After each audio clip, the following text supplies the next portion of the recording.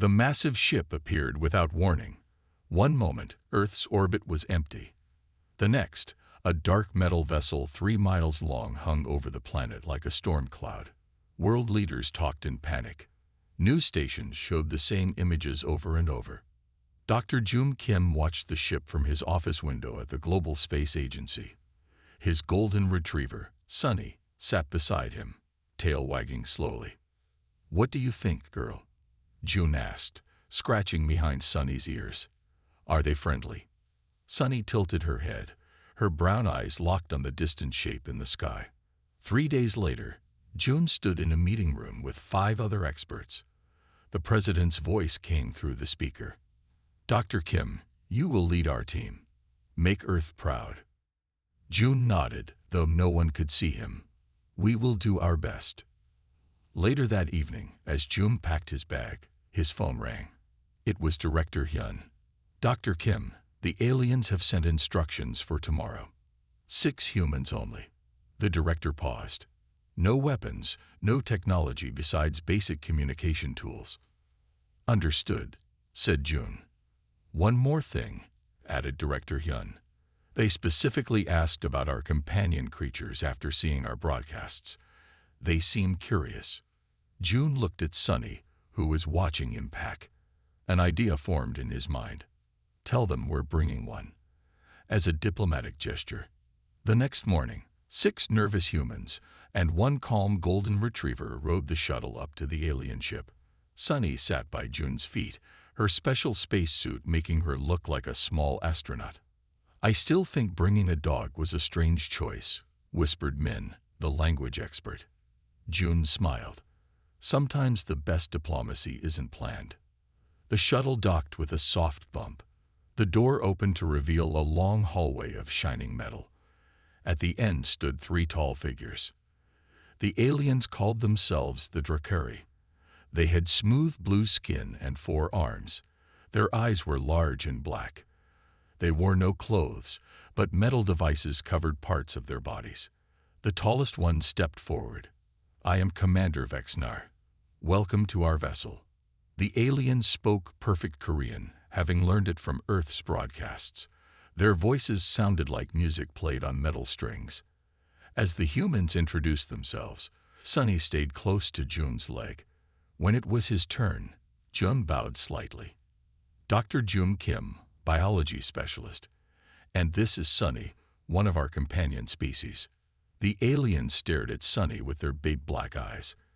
Commander Vexnar made a sound like water running over rocks, perhaps laughter. "You keep lesser beings as companions." "How?" "Primitive." Jun kept his face calm, though he felt his cheeks warm. "Dogs have been our partners for thousands of years. They help us in many ways." Another alien, smaller than Vexnar, leaned close to study Sunny. "It has simple brain patterns, not much intelligence." Sunny sat perfectly still, her eyes never leaving the aliens. Only Jun noticed how her ears flattened slightly against her head. The meeting room was large, with a round table that glowed with soft light. As the humans took their seats, Jun noticed how the aliens kept looking at Sunny with what seemed like confusion. "Your planet has resources we need," said Commander Vexnar. "We wish to discuss trade." While the diplomats talked, a 4th alien entered the room. This one carried a small device that blinked with colored lights. It walked around the table, staying far from the humans. When it passed behind Sunny, the dog's head turned, following its movement. The alien with the device whispered to Commander Vexnar, who nodded slowly. "Is something wrong?" asked Jun. "Not at all," replied Vexnar, but his eyes narrowed. "Please continue explaining your planet's government system." Hours later, as the humans prepared to leave, Jun overheard 2 aliens talking in their own language. His translator device caught fragments. Unusual readings from the 4-legged creature. "Ignore it. They are all simple beings. Easy conquest if needed." Jun's heart beat faster, but he kept his face calm. On the shuttle ride back to Earth, he watched Sunny sitting quietly by the window, looking out at the stars. "Good girl," he whispered, stroking her golden fur. What did you notice up there that we didn't? Sunny turned to look at him, her brown eyes somehow older and wiser than before. 3 months had passed since the first meeting with the Drakari. The aliens had left Earth's orbit, promising to return for more talks. Most people went back to their normal lives, but Han-Ta did not. Han was a wildlife photographer in Seoul. He spent his days taking pictures of birds in parks and animals in the city zoo. 2 weeks ago, he had found a small gray cat hiding under his porch during a rainstorm. "You're soaked," Han had said, offering the cat some food. "Need a place to stay." The cat had no collar, so Han named her Bomi, meaning spring in Korean. Bomi quickly made herself at home in Han's small apartment. One morning, Han was walking through the busy market with Bomi in her carrier.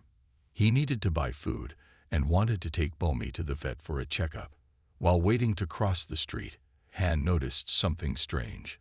Bomi, usually calm in her carrier, was acting odd. Her back arched, her fur stood up, and she hissed loudly. Han looked around. "What's wrong, Bomi?" A man in a neat black suit stood nearby. He looked normal, but Bomi would not stop hissing at him. The man glanced at them, his face blank, then walked away quickly. Bomi calmed down as soon as the man left. "Strange," Han said, patting Bomi through the carrier opening. Later that week, it happened again. Han was taking pictures in the park when Bomi, who was exploring nearby, suddenly froze. Her tail puffed up like a bottle brush. She stared at a woman sitting on a bench reading a book. The woman looked ordinary, but Bomi acted as if she had seen a monster. Han started to notice a pattern. Each time Bomi reacted this way, the person seemed slightly off. They moved too smoothly or stood too still. Their faces showed little expression, and they all wore similar plain clothes, as if they had learned about human fashion from a basic guide. Han began to take pictures of these people, careful to stay far away. At home, he studied the photos. In most of them, nothing looked unusual, but in a few, taken just at the right moment, something was wrong. A reflection in a window showed a hand with too many fingers. A shadow on the ground was the wrong shape. And the eyes. In some photos, their eyes reflected light in a way human eyes never did. "They're here among us," Han whispered to Bomi. "And somehow, you can tell."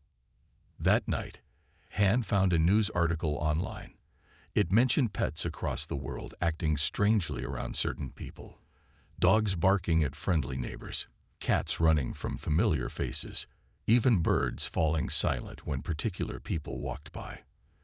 The article quoted Dr. Jun Kim from the Global Space Agency. "We're looking into reports of unusual animal behavior. If your pet acts strangely around someone, please document it." Han looked at his wall covered with photos of the strange people. He picked up his phone and dialed the number from the article. "Dr. Kim, my name is Han-Ta. I think my cat can see something I can't." Across the city in his lab, Dr. Kim listened to Han's story. Sunny lay at his feet, ears perked up as if she understood. "Mr. Han, you're the 15th person to call today," said Dr. Kim. "Can you bring your cat and photos to my lab tomorrow? We need to talk." After hanging up, Dr. Kim looked at the map on his wall. Red pins marked locations where pets had reacted to strangers. The pins formed clear patterns around important places: government buildings, power plants, water supplies. "They said they left," Dr. Kim told Sunny, "but they're still here. They're watching us, preparing for something." Sunny growled softly, her eyes fixed on the window. Outside, across the street, a man in a neat black suit stood perfectly still, watching the lab. Too still for a human. Above him, the birds had gone silent. Dr. Kim's lab was busy when Han arrived with Bomi in her carrier. People with pets filled the waiting room. Dogs of all sizes sat by their owners' feet. Cats washed from carriers. One woman even had a parrot on her shoulder. "Mr. Han," Dr. Kim greeted him, with Sunny at his side. "Thank you for coming." Han noticed that Sunny watched Bomi with interest, but neither animal seemed upset. They looked almost like they understood each other. "This is Dr. Sue Park," Dr. Kim said, introducing a woman in a white coat. "She studies animal behavior." Dr. Park knelt to look at Bomi. "May I?" she asked Han. When Han nodded, she opened the carrier. Bomi stepped out calmly, sniffed Dr. Park's hand, then walked straight to Sunny. The two animals touched noses. "They're comfortable with each other," Dr. Park said. "Now watch this." She pulled out a tablet and showed a video of a man walking down a street. The man looked normal to Han, but Bomi's back arched immediately. Sunny growled low in her throat. "That's one of them," Dr. Kim explained. "We caught him on camera yesterday. He entered a power plant using a fake ID." Han showed them his photos. Dr. Park studied them carefully. "The animals can see what we can't," she said. "We think it might be related to electromagnetic fields." Dr. Kim explained that the Drakari used special fields to communicate with each other. Humans couldn't sense these fields, but many animals could. "Dogs can hear sounds we can't hear," Dr. Kim said. "Cats can see in near darkness. Birds can sense Earth's magnetic field. Now all these animals are sensing the Drakari." In a larger room, Dr. Park showed them a big map on the wall. It was covered with colored dots, each representing a pet that had reacted to a disguised alien. "We're building a network," she said. "Pet owners across the world are reporting sightings."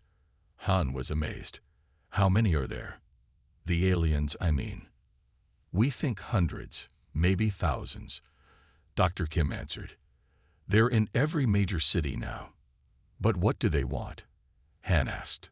Before anyone could answer, a door opened. A serious-looking man in a military uniform walked in. His name tag read General Du Young. "Dr. Kim, we've confirmed your theory," the general said. "Military dogs at 3 bases have identified infiltrators. 2 have been captured." The room grew quiet.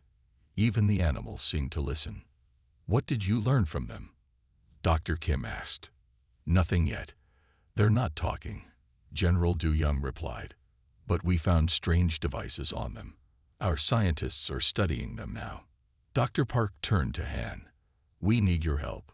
Your cat seems particularly sensitive to the Drakari presence." Han looked at Bomi, who was now sitting next to Sunny as if they were old friends. "What can we do?" Dr. Kim showed Han a small device, about the size of a phone. "This records the electromagnetic fields that we think the animals are detecting. We need people like you to carry these around the city." "We're creating an early warning system," Dr. Park added. "A network of pets and their owners, keeping watch." General Du Young nodded.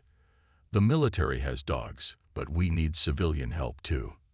The aliens don't know that we can detect them." Han thought of the strange people Bomi had reacted to. "They're underestimating our pets." "Yes," Dr. Kim smiled slightly. "And that's their biggest mistake." As they spoke, in the room next door, scientists studied footage from security cameras. The video showed the captured aliens. In their cells, the Drakari sat still, their disguises now failing to hide their blue skin and extra fingers. But the most interesting thing was how they reacted whenever a dog barked nearby. They covered their ears, as if in pain. Dr. Kim hadn't seen this footage yet, but soon he would learn another key fact. Earth's pets weren't just good at finding the aliens. They might also be the key to fighting them. 1 week later, Han stood in a large warehouse on the edge of Seoul. The space buzzed with activity. People and their pets moved about with purpose. Some wore uniforms, others regular clothes. The pets, mostly dogs and cats, wore special vests with small devices attached. "Welcome to Base Paw," said Jin, a former police dog handler who now worked for General Du Young. Jin had a German shepherd named Max who stayed close to his side. Han watched as Jin directed a training session. Dog owners were teaching their pets to signal when they detected a certain smell or sound. The dogs didn't bark or jump. Instead, they sat down and looked at their owners. It was a quiet signal that wouldn't alert anyone nearby. "We don't want the Drakari to know we can find them," Jin explained. "Surprise is our advantage." On the other side of the warehouse, Dr. Park worked with cat owners. Cats were harder to train, but they were good at getting into small spaces to plant sensors. Bomi sat with this group, learning faster than most. General Du Young walked in with Dr. Kim and Sunny. They went straight to a map on the wall. The map now had hundreds of red dots showing where pets had detected aliens. They're gathering around these areas. General Du Young pointed to clusters of dots. Power plants, water supplies, internet centers. They're planning something big, Dr. Kim agreed. And soon. Han joined them at the map. What have you learned from the captured aliens? Not much, the general replied. But we found something interesting. The devices they carry send out signals at certain times. We think they're reporting back to their leaders. Dr. Kim added, and we've confirmed that dog barks at certain frequencies cause them pain. It disrupts their communication somehow. Jin spoke up. My team has been working on silent whistles that make those same frequencies. The aliens can hear them, but humans can't. Han was amazed at how quickly everything had come together. Just a month ago, he was taking pictures of birds. Now he was part of a secret group preparing to defend Earth. Dr. Kim noticed Han's expression. Hard to believe, isn't it? But our pets have been protecting us for thousands of years. They just never had to protect us from aliens before. Across the city, in a tall office building, Commander Vexnar met with his team. The Drakari had taken over the top floor, using their technology to hide their presence. Our scouts report no resistance, said one alien. The humans suspect nothing. Vexnar wasn't so sure. Too many of our scouts have gone missing. Something isn't right. What could it be? Asked another Drakari. Their weapons can't detect us. Their technology is primitive. I don't know, Vexnar admitted. But we should move quickly. Begin the next phase tomorrow. Back at Basepaw, General Du Young got an urgent call. He listened, then turned to the group. The aliens are on the move. They've started setting up devices around the city. We don't know what these devices do, but it can't be good. We're not ready, Dr. Park said. We need more time to train the animals. We don't have more time, the general replied. We need to act now. Jin stepped forward. My dogs are ready. We can track them, find the devices. Han looked at Bomi, who sat alert and watchful. We'll help too. Bomi can sense them from farther away than most. Dr. Kim nodded. Then it's time. Our first real mission. As night fell, teams of humans and their pets spread out across Seoul. Each team had a trained dog or cat, a handler and a soldier. They moved quietly through the streets, following their pet signals. The Drakari never saw them coming. The aliens, so sure of their superior technology, had overlooked Earth's oldest alliance, humans and their animal companions. The quiet war had begun. Han and Bomi moved quietly through the dark streets of Seoul. They were part of a team with Jin and his dog Max. 2 soldiers followed them, carrying special weapons that Dr. Kim's team had made. Bomi suddenly stopped walking, her tail puffed up. She looked toward a tall office building across the street. She senses something, Han whispered. Jin nodded and checked a small device in his hand. The sensors show strong electromagnetic signals coming from the 10th floor. One of the soldiers spoke into his radio. Team 3 has found a location. Sending coordinates now. They watched the building from the shadows. After a few minutes, a man in a business suit walked out of the front door. He moved with strange, smooth steps that looked almost like floating. Max's ears perked up. He made a soft noise in his throat, but didn't bark. Jin had trained him well. That's one of them, Jin said. The team followed the disguised alien as he walked down the street. He carried a small metal box that glowed with a faint blue light. The alien stopped at a power box on the corner and placed the device inside. As he turned to leave, Max made a hand signal. 4 more teams appeared from different directions, surrounding the alien. Before he could react, Jin pressed a button on a small remote. A high-pitched sound filled the air, one that only the alien and the animals could hear. The alien dropped to his knees, his human disguise flickering to reveal blue skin underneath. The soldiers moved in quickly and captured him. Back at Base Paw, Dr. Kim and Dr. Park studied the captured alien and the strange device he had been carrying. It's some kind of power drain, Dr. Kim explained to General Du Young. If they had placed enough of these around the city, they could have caused a complete blackout. The alien sat in a special cell, unable to escape or communicate with others of his kind.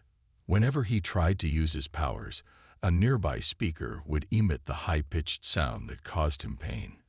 Dr. Park approached the cell with Sunny at her side. The golden retriever watched the alien carefully.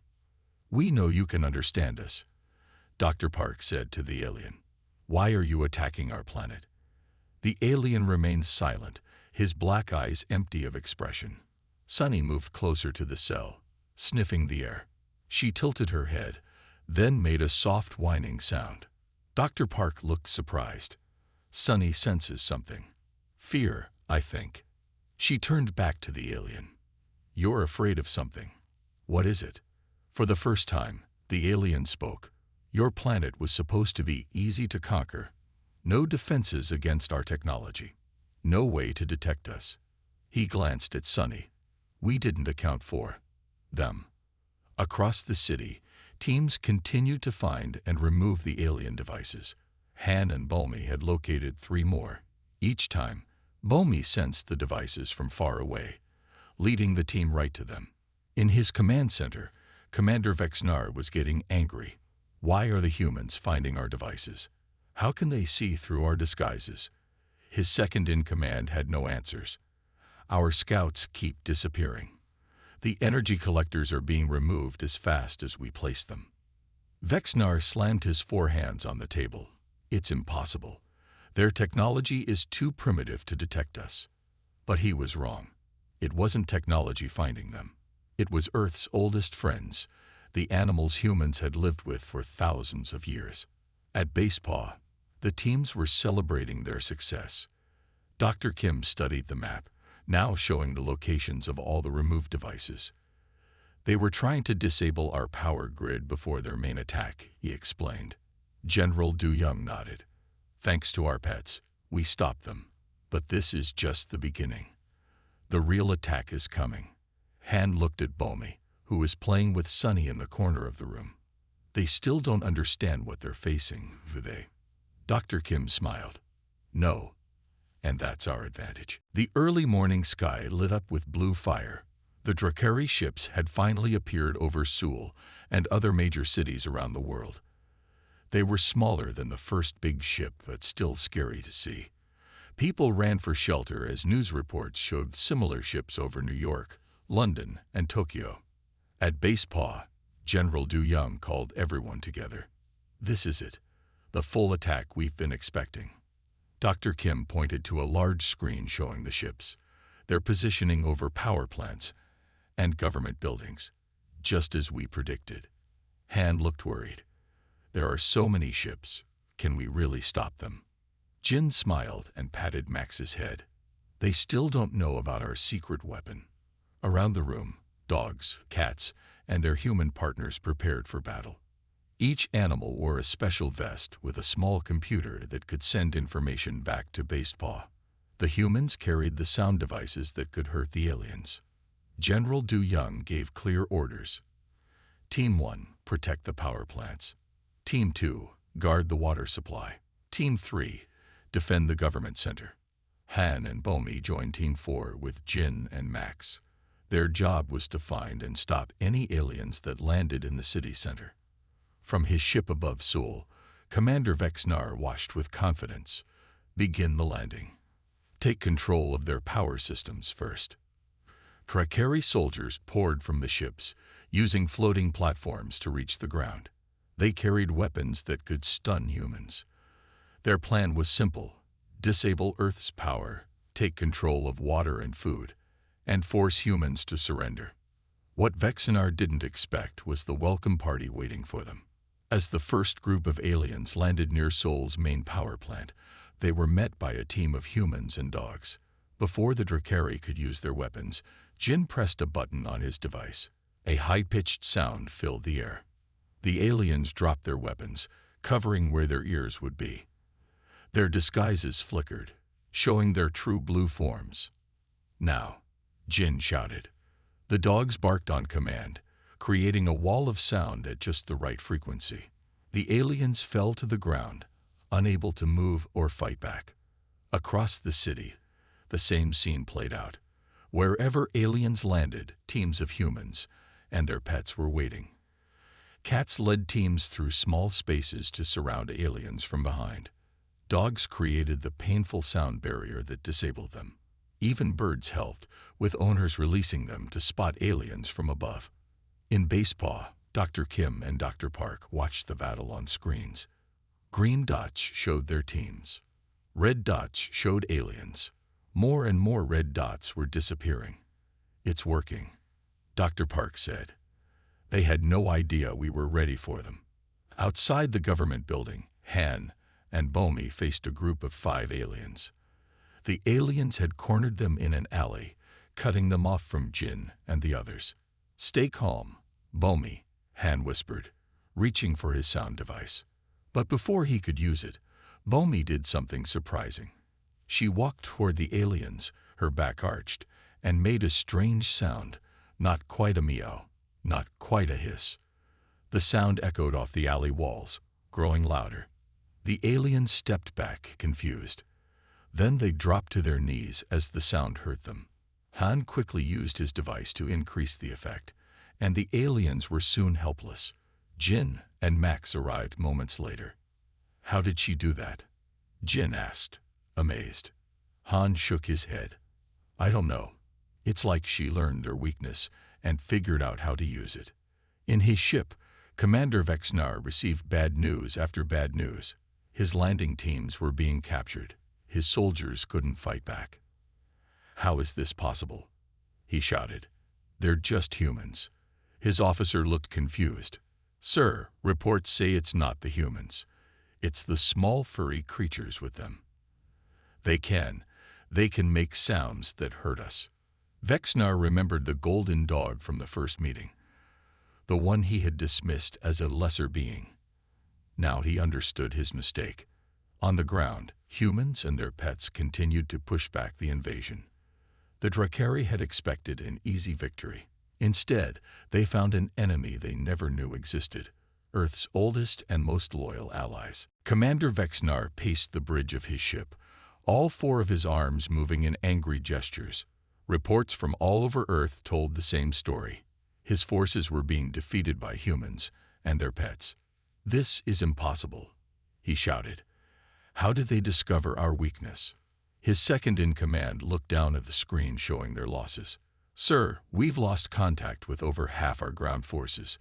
The humans are using some kind of sound weapon." Vexnar made a decision. "Prepare a second wave. Target their animal shelters and these veterinary hospitals we've identified. Those must be where they train the animals to fight us." In Seoul, Dr. Kim received an urgent message from their monitoring system. He called General Du Young immediately. "The Drakari ships are moving. They're targeting animal shelters and vet hospitals across the city." The general's face turned grim. "They think that's where our weapons come from. We need to protect those places now." Teams raced to defend the shelters and hospitals. Han and Bomi joined Dr. Kim and Sunny as they headed to the largest animal shelter in Seoul. When they arrived, staff were already moving the animals to safety. "We need to hurry," Dr. Kim said. "Their ships will be here soon." Just as they got the last animals into trucks, a Drakari ship appeared overhead. A beam of blue light shot down, destroying an empty part of the building. Nearby, pets of all kinds, dogs, cats, even birds in cages, began to make noise. The combined sound created a strange pattern that made the air seem to vibrate. Dr. Kim looked amazed. They're all making the disruptive frequency together. The ship above them wobbled in the air, as if the pilots were in pain. Its beam fired again, but missed completely. Across the city, the same thing was happening. Wherever the Drakari attacked animal places, the pets fought back with their sounds. Even pets who weren't trained joined in, as if they understood the danger. At Basepaw, Dr. Park watched the battle on screens with General Young. The Drakari didn't just underestimate our pets, she said. They also made them angry by attacking their homes. The general nodded. Never mess with someone's pet. Or in this case, an entire planet of pets. Han's phone rang. It was Jin. We found something important. Bomi's special sound led us to it. It's the Drakari's command center. Han looked at Dr. Kim. They found Vexinar's base. On the other side of Seoul, Jin and Max stood with other teams, surrounding a normal-looking office building. Bomi had led them there, making her special sound whenever she faced the top floor. She's sure of it, Jin said over the phone. Their leader is in there. General Young gave new orders. All teams converge on that location. This is our chance to end this. As teams moved toward the command center, Commander Vexnar received more bad news. Our ships are retreating, sir. The sound is affecting our pilots, and now the humans have found us. Vexnar looked out the window and saw teams of humans and animals surrounding his building. At the front was a small gray cat, staring directly at his window. We need to leave, he said. Prepare my escape ship. But it was too late. The pets around the building all began making noise at once. The sound traveled up the building and through the walls. Inside, the Drakari fell to their knees in pain. Human soldiers rushed in, led by dogs who could track any alien trying to hide. Jin and Max were the first to reach the top floor, where they found Vexinar trying to use an escape pod. It's over, Jin said. Your invasion has failed. Vexinar looked at Max, who stood alert and watchful. How? He asked simply. How did such simple creatures defeat us? Jin scratched Max behind the ears. Because you thought they were simple. That was your mistake. Outside, Han picked up Bomi and held her close. Dr. Kim and Sunny joined them, watching as soldiers led captured aliens from the building. We did it, Han said, stroking Bomi's fur. Earth is safe. But Dr. Kim looked thoughtful. For now. But there's still the main ship out there. This isn't over yet. 1 week after the Battle of Seoul, Commander Vexnar sat in a special room at the Global Space Agency. His blue skin had a dull look to it. His 4 hands were bound with cuffs that would emit the painful sound if he tried to escape. Across from him sat Dr. Kim with Sunny at his feet.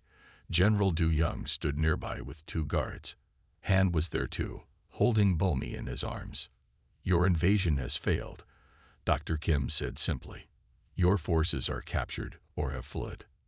Vexnar looked at Sunny and Bomi with new respect. We made a mistake.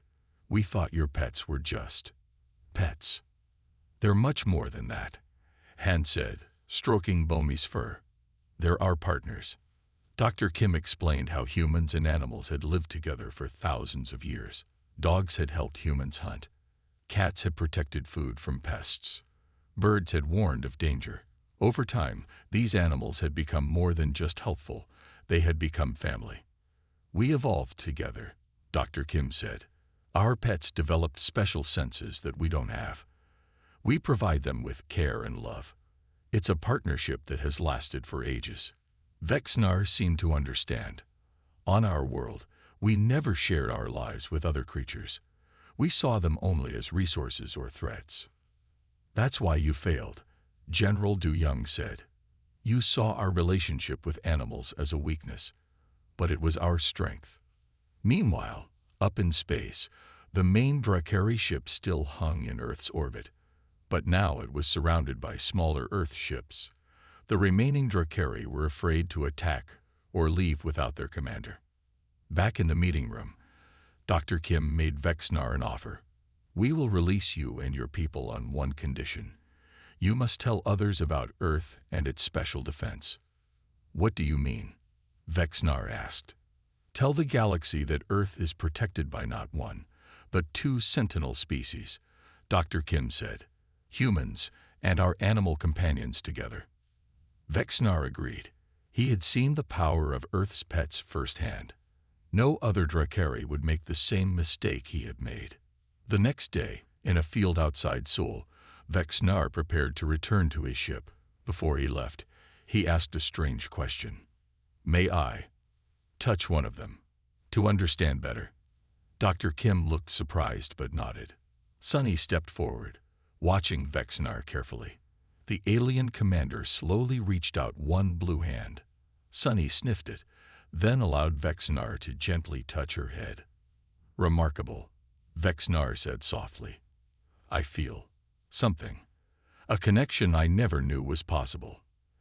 As the Drakari ships left Earth's orbit later that day, people around the world celebrated. The news showed images of the hero pets who had saved the planet. Dogs, cats, birds, and many other animals were honored alongside their human partners. At a special ceremony in Seoul, Dr. Kim, Han, Jin, and Dr. Park received medals from world leaders. But the biggest cheers came when Sunny, Bulma, Max, and other animals were given special collars of honor. "Today marks a new chapter for Earth," the president said in his speech.